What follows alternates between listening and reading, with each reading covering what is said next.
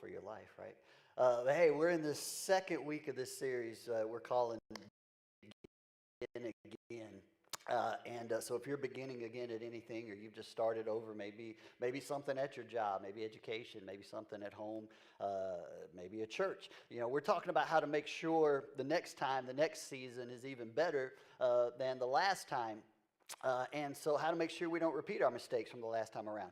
And last week we talked a little bit about this. We said one of the biggest reasons that this is, that we do repeat our mistakes, is that we tend to learn from our mistakes matter the least for some reason. Right? I mean, you only had to direct that message to the whole world once and realize that was only supposed to go to my mom or something, right, for it to click. We learn from our mistakes pretty quickly, but in the areas of life that it seems to matter the most, that's where we tend to struggle. For some reason, we just can't seem to learn from the past. And then last week we said, okay, one of the reasons that's true, one of the reasons we need some help in restarting are three myths that we tend to buy into. And I'll hit these real quickly. These three myths. Number one, we said there was one called the experience myth, right? Because I have a lot of experience, then I should be better prepared, right? That makes me wiser. Okay, if you were paying attention last week, we said that experience alone doesn't make you wiser. Experience just makes you what? Anybody remember? Right, at home, I heard you. Older. It just makes you older. Experience on its own doesn't do a whole lot. Experience that I learning from experience, that's what makes me wiser. And so today we're going to begin evaluating actually some of our experience. But the problem is we're in too big of a hurry most of the time, right? We just want to rush into things. A second myth we talked about last week was this know better myth. Since I know better now, then I'll just do better next time. But we all have enough experience to know that that's not the way it works necessarily either. It doesn't mean you have the discipline to do better just because you know some stuff. Simply knowing better doesn't even mean you have the ability yet to do better. Knowing better doesn't always mean doing better. And then this third myth we talked about last week was this, the time myth. And this is the one that hits me the most in my stage of life, I think. Time is against me, right? I'm not getting any younger. My hair is just getting grayer. All my friends, my siblings, everybody else is moving on with their life. I need to jump back in. I got to get things going. I've only got, so much time to do things in. But we said the truth is, time is not your enemy. Time is your friend. And there are times in our lives when we really do need to slow down, hit the pause button.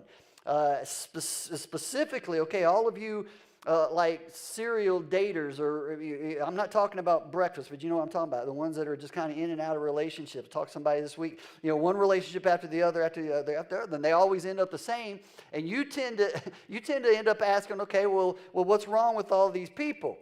And then you realize, okay, well, let's see what all these relationships have in common. Yeah, me. I was in all of them, right? And so wherever you go, there you are. And so maybe you just need to hit the pause button again. But we're afraid to do so because no matter what your age is, we feel like wasted time, is a waste. So those are some of the reasons we talked about last week, and as to why when we begin again, the next time starts looking a little bit too much like the last time.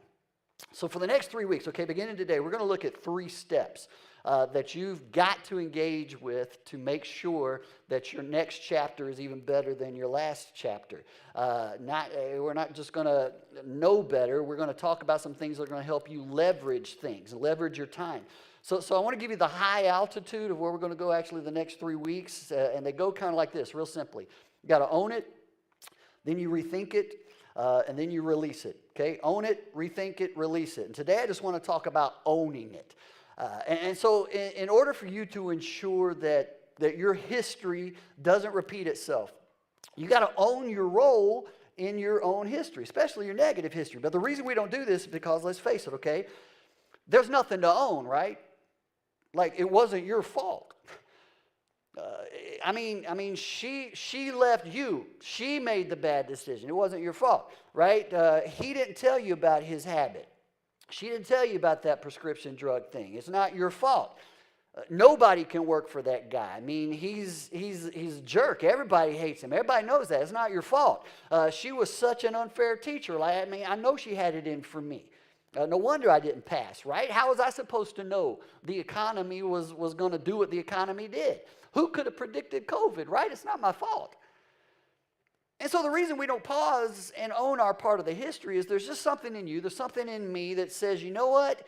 I don't want to tell a story about how I screwed up, even if I learn from it, right? I don't want to tell that. I'd rather tell a story about how unfair they were or how dishonest they were and how hard it was. I don't want to talk about me and my failure. I want to talk about them and it. And there may be a lot of truth to them and it. But just thinking about them and it never really helps me. But here's the thing, okay? And then we're going to move on. Or actually, this is the thing we're going to talk about all morning today, so we're really not going to move on. Maybe I'm thinking about next week. Okay, but here's the thing. I like what Andy Stanley once said. He said, your best bet for a successful future is to own your share of the past. Like you don't have to own the whole pie, and that's another extreme we go to sometimes, but you do have to fully embrace your piece of the pie. Now, the best illustration as to why this is so hard for us, it actually comes from the Bible, and if you're just a citizen of humanity, which you are, it's just in you to naturally want to blame other people, other situations, circumstances. And the reason we're so good at it is because we're related to two characters in the Bible named Adam and Eve. You've heard of these, and I want to say something about Adam and Eve, okay, especially if you grew up in church. The whole Adam and Eve thing is like, as soon as I say it, you're like, yeah, I know Adam and Eve, that story, that's great, I got that, I kind of believe that, I don't really think about it a lot, I just kind of grew up believing all that. Now, if you didn't grow up in church, though, or you had some, freshman English class somewhere that just took the whole book of Genesis as a myth, and maybe you just look at Adam and Eve as a story, I'm not even sure they were real people. I don't want you to check out on me now just because we're going to talk about Adam and Eve, even if you don't believe that. My point today isn't even to try to get you to convince you to believe that they were. But I can sort of understand why you might start by thinking, I can't believe this guy's going to talk about Adam and Eve like two naked people running around the garden with everything I'm going through and everything that's going on in our world today and how that's going to be relevant. Really, like, haven't we really just kind of moved beyond that? And I get that. And even if you just kind of see what we're going to look at as ancient literature, there is so much insight about just our basic human nature in this trippy little ancient piece of literature that when you give yourself a chance to actually learn something from it before just writing it off, whether you think you know it all or just don't want to know it, whoever wrote it had so much insight. I think you should read everything else he wrote, whether you think it's inspired or not, just because it is so practical. That's how brilliant the story is that some of us think actually happened. Others might think it was just an ancient way of describing the way the world began. But either way you look, okay, look and think about what we learn about ourselves in this. Genesis chapter 1, it starts by saying, so God created human beings in his own image. And like there are whole entire theological systems built around just that one little phrase, what it means to be in God's image. And he says it again, in the image of God, he created them. Male and female, he created them. He goes on. Then God blessed them and said, be fruitful and multiply. Right? So just go run around, have babies, enjoy yourself in the garden. And so in the Garden of Eden, according to the writer of Genesis, there was just one rule. You remember probably. God said, okay, you see that tree over there? I don't want you eating from that tree. Everything else in the garden, enjoy it. Eat everything you want, as much as you want. Enjoy your time here. Just don't eat from that fruit of that tree. That's the only rule. There's like not even 10 commandments or anything like that yet. Just one. You can eat anything you want around the garden, run around buck naked, just have fun. Just don't eat from that tree.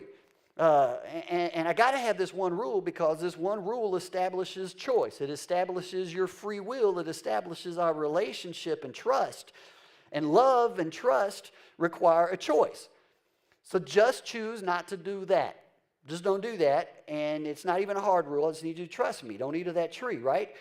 And so, of course, they did exactly what we did when we were kids. We did the one thing we weren't supposed to do. But here's what's amazing. In the beginning, when God had everything the way he wanted it, there was no need really even for a bunch of rules because people were created under his authority. And they said, well, of course, okay, we'll do whatever you say. You created us. You put us here. This is all about you. You're like God. What else would we do? But then Adam and Eve broke the one rule, and sin enters the world. And now you might not believe in sin, but there is sin, and you are a sinner. And if that's offensive, okay, let me tell you what I mean by that. I don't even mean you're a sinner just because the Bible calls you a sinner. I mean you're basically just a sinner in this way. You don't even keep your own rules, right? Like you don't even exercise 3 times a week like you promised at the beginning of the year you would. You eat stuff that's bad for you all the time. You say unkind things to people and you regret it later on. You do things that you feel guilty about, and then later you repeat it, right? You don't need the Bible even to tell you that we all have just a natural bend. You might have your own idea. The great thing about Christians is, okay, we have this story. We have someone to blame it on. If you don't have someone to blame it on, then you're on your own, okay? But sin enters the world, and here's what happens later. In Genesis chapter 3, it says, when the cool evening breezes were blowing, the man and his wife heard the Lord walking about the garden. And it was an immediate uh-oh. So they hid from the Lord among the trees. Okay, now to me, this is brilliant. Don't miss this. This is ancient person is pinpointing the fact that when we do something wrong, what do we naturally do? We hide. We isolate. We don't want to see anybody. We hide from ourselves. We hide from the people around us. Because of guilt, because of shame, we hide. And we hide in the most obvious places. And then when we get caught, we say what? Right, at home again. I'm sorry. I'm sorry. And that's not a trick question. We say, I'm sorry. And no one believes us, and they shouldn't, because why? Because you've done this before, and you've been doing the same thing for 8 years, and the only reason you said you're sorry is because you got what? Caught. There we go. And you know what you've been doing the whole time before you got caught? You were hiding. You were hiding it. You were hiding you. We hide until we're caught. Okay, and then here's what happens next. Then the Lord called to the man, where are you? Now think about this, okay, because I love this. When Adam and Eve messed up, God went looking for him. God went looking for him. He was pursuing him. God's pursuing you. God's been looking for you maybe. And he's not looking for you so that he can bend you over his knee. He's looking for you because he loves you, because he cares about you. And when you read the rest of the story, that becomes obvious. And it's not like God didn't even already know where they were. It's kind of a redundant question for him. It wasn't even that great of a hiding place. He knew. Verse 10, Adam replied, I heard you walking in the garden, so I hid. I was afraid. Because why? Because I was naked. Well, yesterday you weren't worried about that, right? Which meant what? He knew he did something wrong. Guilt had entered the picture now. Things got skewed. I felt shame for something I didn't feel shame for, but now I feel shame, so I hid. And then one of my favorite questions ever is in verse 11. The Lord asked him, who told you that? Who told you that? Who told you that you were naked? Wait, have you eaten from the tree whose fruit I commanded you not to eat? Again, he knew. And Adam said, yeah, I did. And I take full responsibility for my actions. Eve had nothing to do with it, so leave her out of it. She's innocent. It's all me. Now, that's what he should have said. And those who grew up in Sunday school are, you chuckle because you know that's not how it went down. But this is so huge, okay? The very first thing the first people in the world did after they sinned was to blame other people. The very first thing they did after they got caught was what you tend to do and what I tend to do when we get caught. They blamed. They blocked, right? And here's what really happened. Verse 12, the man replied, it was the woman you gave me who gave me the fruit and I ate it. In other words, okay, hang on, God. Wait a minute. This is your fault because you gave her to me, and this is her fault, so you guys need to get together, you figure it out, and then you come back and apologize to me, because I wouldn't even be in this position, right? And maybe if I've cooled off a little bit by the time you guys come back and you've worked it out, I'll be gracious enough to forgive you both, because this is not my fault. Now, okay, now here's the little interesting thing about this statement. It was true. It was true. She gave him the fruit. It just wasn't the whole truth. But this is what we tend to do, okay, in our past where things fell apart back there, whatever it was, we naturally want to tell a story that's mostly true We just don't want to tell the whole truth. And so after you tell your 90% of the truth long enough, you start to believe that that's the whole truth as well, and you hide. You hide that little bit of yourself that produces guilt and shame. But if you don't own your part of your history, get this, okay? If you don't own that 10% truth part of your history, it will undermine your future. Okay, well, then the Lord God asked the woman, "What have you done?" "Well, the serpent deceived me," she said. "That's why I ate it. It's not my fault." Again, okay, this is true. That's exactly what happened, right? It's just not the whole truth. Okay, now listen to me. Listen, this is really important. If you don't pause long enough to own and take responsibility for that part of your history that's caused you to have to start over, you will drag it with you into your future. No matter how small it is, right, you are going to undermine your own happiness. You haven't dealt with it. It's still there. And listen, as a pastor even, I can't just blame COVID completely on why the church feels strained right now. It's true. It's definitely affected us and created some challenges, right? But we also have to own the fact that we've come to faith. There were some issues pre-COVID that we were already working on, and this has a way of just bringing a lot of that junk to the surface in a way that now we have to deal with it. You know, we can continue to hide, we continue to avoid, we can blame it all on all of that. It's not my fault. Blame the pandemic, we can blame the media, we can blame politicians, we can blame each other. But listen, get this. One thing about blame, you cannot blame your way into a better future. It will do nothing for you. You can't blame you can blame your way into the future, you just can't blame your way into a better future. Blame, think about it this way, blame just allows you to smuggle whatever that dysfunction is, your habit, your poor relationship skills, your poor decision-making skills, lack of discipline, whatever that is that's nagging you, your unresolved daddy issues, mommy issues. Blame, get this, blame allows you to smuggle your issues into your own future. This is why it's deadly. That's why you just can't do it. That's why before you start over, before you think about what that next step is in your begin again plan, you got to stop and ask some really difficult questions, just like we're trying to do as a church. Or maybe you give someone else the right to ask you some difficult questions. But you don't avoid what's yours to own. Okay, what was my part? Sure, there were a lot of other things going on, but what was my part? And you got to own it. Okay, and get this too. This is something else that's true about blame. Blame sets us up for a repeat performance. It becomes our go-to, right? Doesn't it? Because your blame allows you to smuggle your past into your future, which sets you up to do exactly what you did before. And so then you start feeling that. Here I go again, right? Hopelessness. Now understand, okay, I don't want you to hear this and start wallowing in your own guilt and shame. No, I'm telling you, as long as you're blaming, though, as long as you're hiding, as long as you're smuggling, there's a tension. There's an unresolved thing, and it's going to impair your ability to see clearly into your own future as you make the next round of decisions that you have to make. It just is. It thwarts, it distorts your own ability to move forward. Now, Jesus said something really, really profound along these lines as well. It's one little statement, and if you've read through the Sermon on the Mount, especially like the Beatitudes, this is one especially that you probably read, and it's like, yeah, that sounds nice and fuzzy, and you just kind of move on. But this is so profound. You probably read right by it, but look at what Jesus said in Matthew 5:8.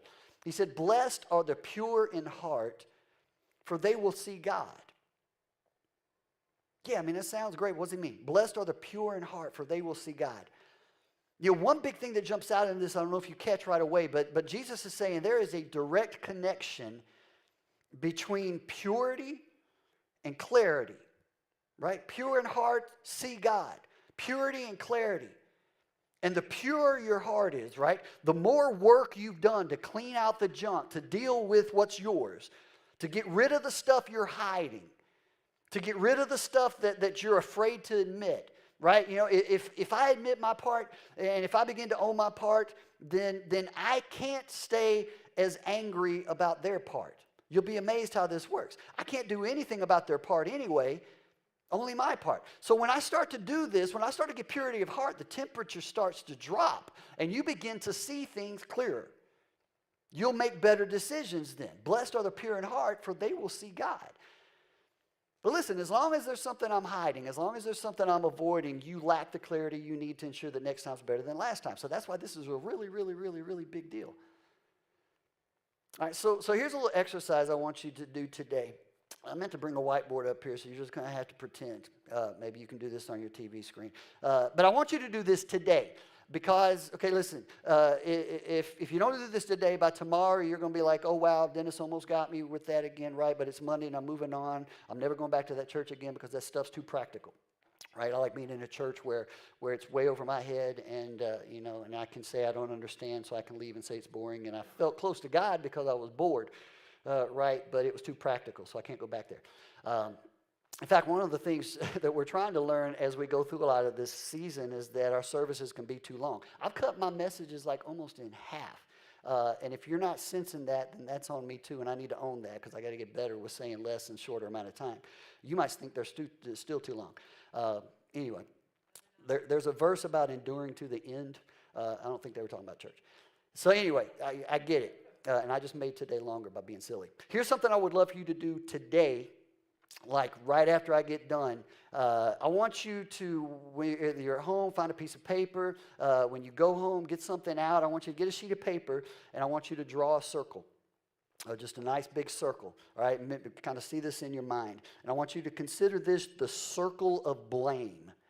Circle of blame.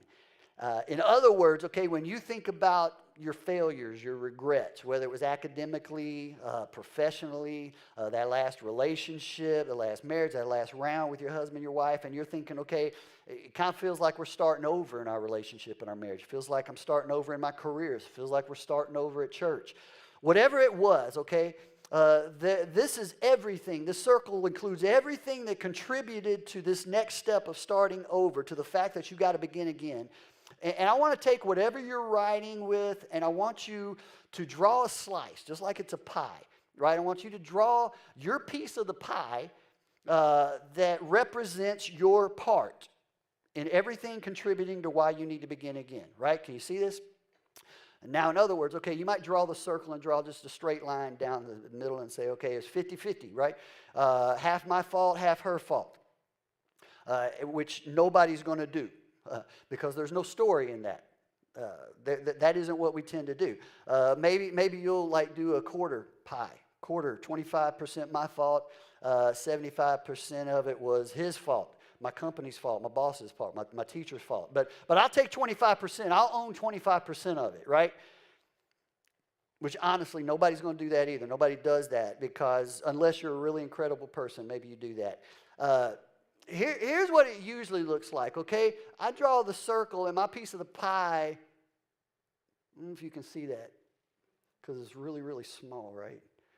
But that's the whole point, right? I got to start over because she was an idiot.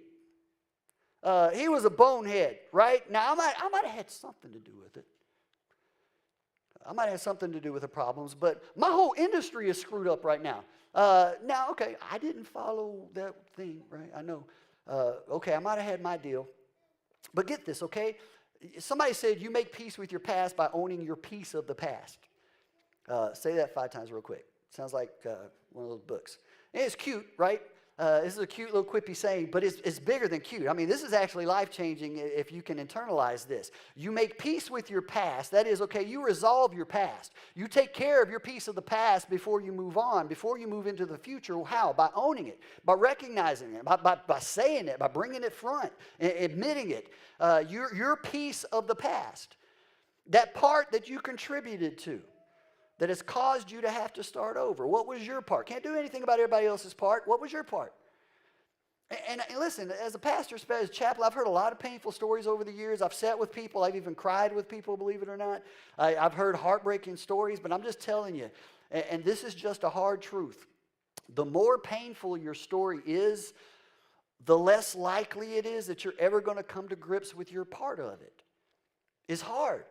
The bigger and the more emotional your story is, the less likely it is that you're going to actually pause long enough to realize and recognize the role in which you played. Because there's a lot of blame. And owning your part, listen, owning your part doesn't minimize any of the real pain. That's not what I'm saying. But regardless of how small your part really was, If you keep dragging it around with you, it's going to begin to undermine your future, so you got to own it. You got to own it before you move forward. To make peace with your past, to make sure you don't drag it into the future, you have to own your piece of the past. And it can be embarrassing, can't it? It can be highly emotional. And it's difficult. And I'll warn you, it's going to take the energy out of your story. But it's going to bring the temperature down. And it's going to bring a renewed clarity you didn't have before about your own future. So I want you to draw that circle. Some of you, maybe you're in a second marriage already, and it's starting to feel a little bit like the first one that didn't work out. And you need to draw a circle. You're in a dating relationship number whatever, right? You've lost count, okay? And then all of a sudden you're wondering. You need to draw a circle. Some of you at work, it's like, okay, I finally got this opportunity. You need to draw a circle. You need to draw your piece of the pie from the last time. You need to ask yourself the question, okay, what role did I play last time? What do I need to learn from that? And I promise you, let me promise you, when you write it down, when you name it, right, here was my responsibility, here's the part I played, your temperature is going to come down. And you're going to think a little more clearly. You're going to see clearer than you've seen in a long time. Your story's going to lose its energy, but you're preparing for the next time around. So don't smuggle the past into your future. Own it. And here's the good news, okay? I want to pray with you. Next time, it really can be better than the last time. But not just simply because you want it to be, and not just simply because you're going to white-knuckle your way into willing it to be, but because you got a plan for it to be. And if you plan for it to be, then you're going to own what you did before, right? Now, okay, if you would like to see or listen to this message again, because who wouldn't want to listen to this message again, right? It's more like we can't wait to get out of here, bro.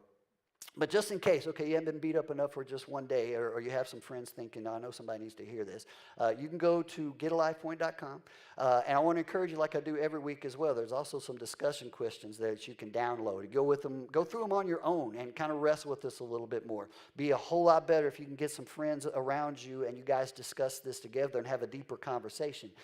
But I'm just telling you, okay, before I pray and then we're done, for somebody listening, for somebody watching, for somebody in the room with me, this can be a game changer if you will take the time to think through, honestly, maybe for the first time, the role that you played in your past.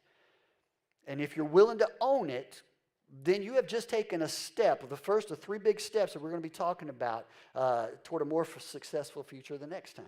And this is so much better than wallowing in guilt and shame. This is doing something about it. We're doing this as a church, too, as we begin again, and I can't wait to share more of that about with you. Next week, we're going to talk about rethinking it.